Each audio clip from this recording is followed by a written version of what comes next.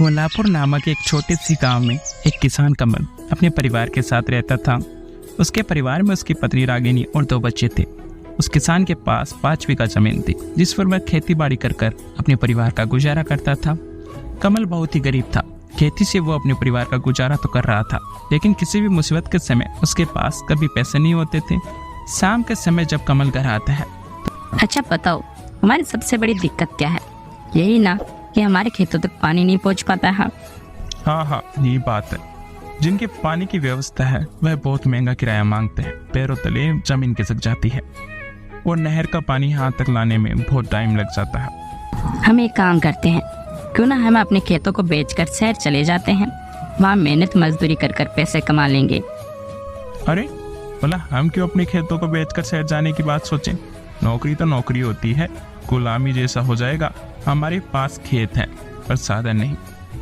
मुझे लगता है तेरे दिमाग में कुछ चल रहा है। क्या बात है? आज तो खेतों को लेकर बहुत सारी बातें पूछ रही है। हमारे गेहूं की फसल तैयार होने वाली है। 1 महीने बाद उसकी कटाई हो जाएगी। उसके बाद हम लोग अपने खेतों में काली मिर्च की खेती करेंगे। काली मिर्च की खेती? हमारे गांव में आज तक किसी ने काली मिर्च की खेती नहीं की। यहाँ पर सब्जियां उगाई जाती है या फिर गेहूं की फसल होती है। देखो, मैं ज्यादा पढ़ी लिखी नहीं हूँ, लेकिन 8वीं तक तो पढ़ी हूँ। तब हमारी टीचर हमें बताया करती थी। मुझे बड़ी हैरानी हो रही है, तुम्हें 8वीं क्लास की बात अभी तक याद है? मैं तो खेती बाड़ी करते करते सब कुछ भूल गया हूँ। उन दोनों ने ये सोच तो लिया था कि कुछ अलग करना है, लेकिन उनके पास काली मिर्च की खेती करने का कोई भी ज्ञान नहीं था। मुसीबतें तो कभी पीछा नहीं छोड़ती है, क्योंकि फसल उनकी कटाई पर खड़ी थी और एक दिन पहले अचानक जोरदार आंधी आती है। गेहूं की बालियों से अधिकतर गेहूं वहीं जमीन पर गिर जाते हैं।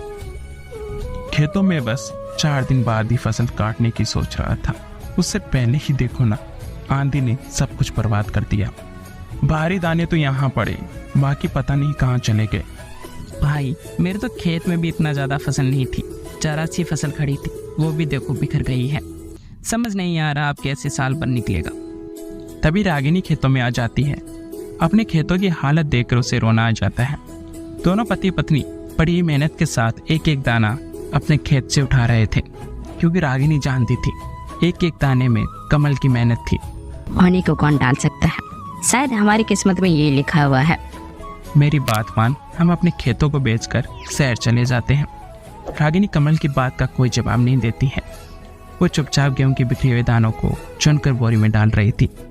एक दिन सुबह, सुनो, जल्दी से तैयार हो जाओ, बच्चे स्कूल गए हुए हैं। मुझे कुछ काम है, मेरे साथ चलो। क्या हुआ रागिनी, तेरी तबीयत तो ठीक है? रागिनी कमल के हाथ में एक पर्चा थमा देती है और दोनों बाजार में चले जाते हैं। काली मिर्च का बीज लेकर आते हैं। फिर उन्हें दुकानदार से काली मिर्च का बीज मिल जाता है। दुकानदार से वह काली मिर्च की खेती के बारे में भी पूछते हैं। अगले दिन दोनों पति पत्नी खेतों में जाकर हल से खेतों को जोतते हैं। पूरा 1 हफ्ता होने पर खेतों की मिट्टी तैयार हो जाती है। रागिनी सुबह सवेरे जल्दी उठती है। बच्चों को स्कूल भेजने के बाद सारे घर के काम करती है और वह फिर कमल के साथ खेतों में चली जाती है। रागिनी का उत्साह देखकर कमल भी पूरे उत्साह के साथ अपने खेतों में काम करता है। तभी उनके पास पड़ोस का किसान आता है। क्या बात है कमल भैया, आजकल तो तुम हर वक्त खेत में नजर आते हो। हम लोगों ने सब्जियां भी उगाई है, लेकिन तुम्हारे खेत अभी भी वैसे ही पड़े हैं। क्या बात है, इस बार कोई सब्जी उगाने का इरादा है कि नहीं?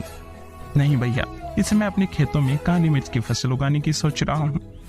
वह किसान जोर जोर से हंसने लगता है और कुछ देर के बाद वहां से चला जाता है। कुछ समय बाद घर जाने के बाद दोनों अपने बच्चों के साथ थोड़ा समय बिताते हैं। काली मिर्च की फसल वह अपने खेतों में लगा चुके थे। थोड़े समय बाद ही उनमें से कोपले बाहर आ रहे थे। रागिनी ये देखकर बहुत खुश होती है।